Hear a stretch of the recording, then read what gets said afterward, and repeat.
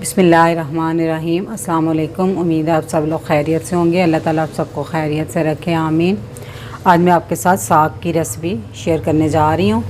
तो मैंने उसमें लिया है 1 किलो साग, आधा किलो पालक और एक छोटी गट्ठी बाथों की। ये तकरीबन 200 ग्राम की होगी। 250 ग्राम की छोटी सी थी। उसके पत्ते वगैरह तोड़कर मैंने इसे साफ़ कर लिया।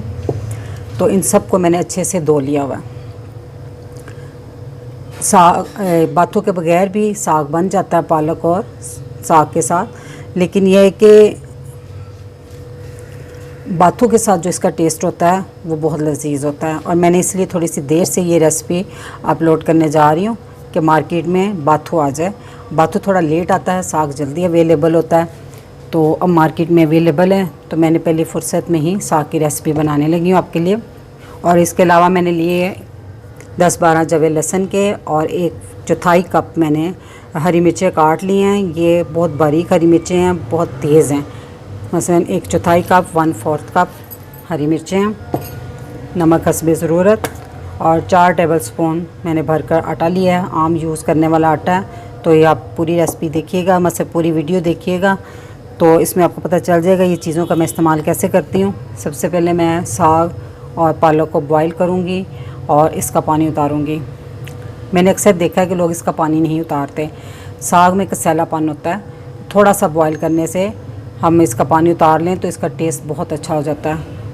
मैंने कभी इसका पानी मसलन तो मैंने हमेशा इसका ना पानी उतार कर ही साग पकाया और बहुत मज़े का बनता है। पानी ना उतारा जाए तो उसमें एक कसैलापन आता है। तो अब मैं रेसिपी शेयर करती हूँ। अगर आपने मेरा चैनल अभी तक सब्सक्राइब नहीं किया तो रेड बटन को दबाएँ और साथ घंटी के निशान को दबाना मत भूलें, ताकि मेरी हर नई वीडियो सबसे पहले आप तक पहुंचे। तो मैं इसमें पालक और साग को पहले डालूंगी। मैंने ये साग और पालक डाली, ये फुल भर गई है, इससे परेशान होने की बात नहीं। जैसे जैसे ये गर्म होता जाएगा ये साग और नीचे होता जाएगा। तो मैं इसमें अब 3-4 गिलास पानी डालूँगी। कुछ साग और पालक खुद पानी छोड़ेंगे। अब इसको बॉयल होने का इंतज़ार करते हैं।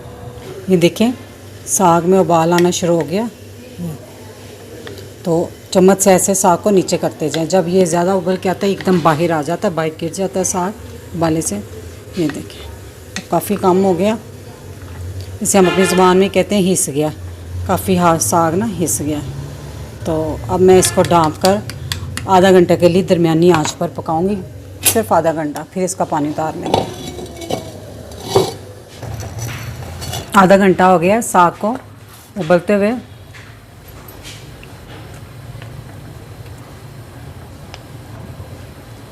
अब मैं इसका पानी उतार लूँगी। पानी उतार कर मैं आपको दिखाती हूँ।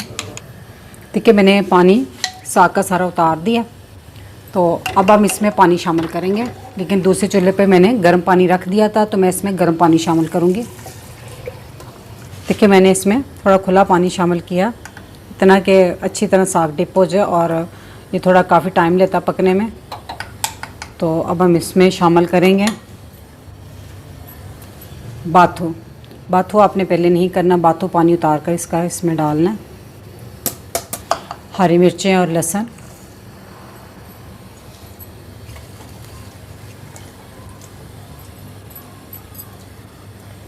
तो अब हम इसको एक उबाल आने देंगे। और एक उबाल आने के बाद इसको 2 घंटे तक हम दरमियानी आंच पर पकाएंगे। और उस दरमियान में हम इसको वक्तन फ़ौक्तन चेक करते रहेंगे। देखिए साग अच्छे से बन गया है। तकरीबन मैंने 2 घंटे पूरे इसको पकाया। अब बहुत अच्छा सा गल गया। इसमें पानी है थोड़ा थोड़ा, बस थोड़ा थोड़ा रखना है, बिल्कुल ड्राई भी नहीं करना हमने कि ज़्यादा पानी भी ना हो। तो बस हल्का हल्का सा। साग को पकते हुए 2 घंटे हो गए। देखें पानी अच्छे से खुश्क हो गया। बस आपने इसमें थोड़ा थोड़ा पानी रखना है, ये देखें ज़्यादा नहीं। तो अब हम इसमें नमक डाल देंगे।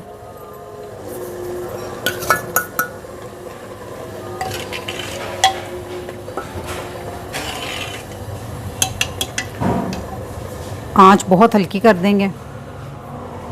और मैंने जो 4 टेबलस्पून आपको आटा बताया था ना, उसमें मैंने थोड़ा सा पानी डालकर लई बना ली है। तो वो मैं इसमें शामिल करूँगी थोड़ा थोड़ा करके, और साथ मिक्स करते जाएंगे।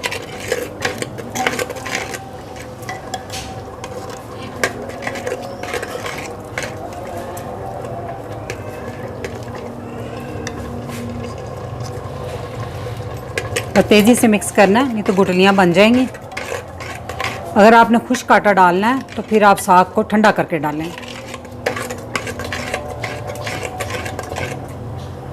अब मैं इसको अच्छे से घोट लूँगी।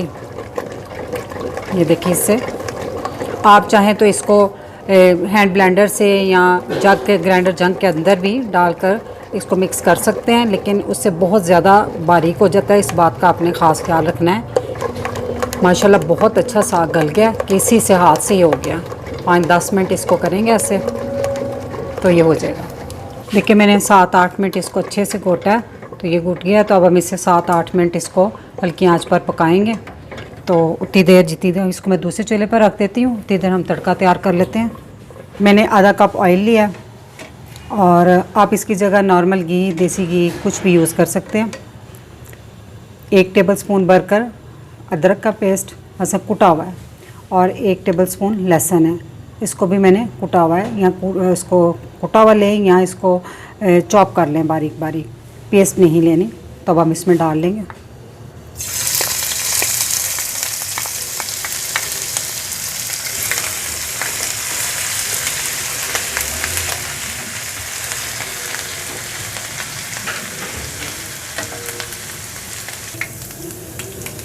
जब तड़का लाइट सा हो जाए तो उसमें हम 7 से 8 साबुत गोल मिर्च डाल देंगे।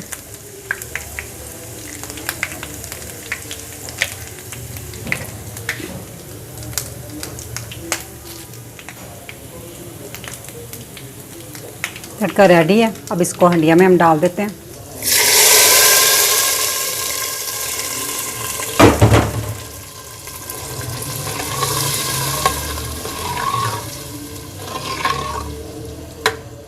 हम इसको तड़का डालकर 2-3 मिनट तक पकाएंगे बस।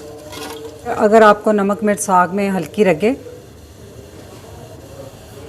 तो जब आप तड़का लगाते हैं ना, तो तड़के में आप थोड़ी सी अज़ाफ़ी नमक मिर्च डालकर तो फिर इसमें तड़का लगा लीजिएगा। मज़ेदार सा साग बनकर तैयार है। आप इस तरीके से बनाएं, ये बहुत टेस्टी बनता है। तो मैं इसके ऊपर थोड़ा सा मक्खन रख देती हूँ। मेरी वीडियो पसंद आई है तो इसे लाइक करें, शेयर करें और मेरे चैनल को सब्सक्राइब करें। अब ज़्यादा चाहूँगी अल्लाह ताला आप सबको खुश रखे और मुझे अपनी दुआ में याद रखिएगा। अल्लाह हाफिज़।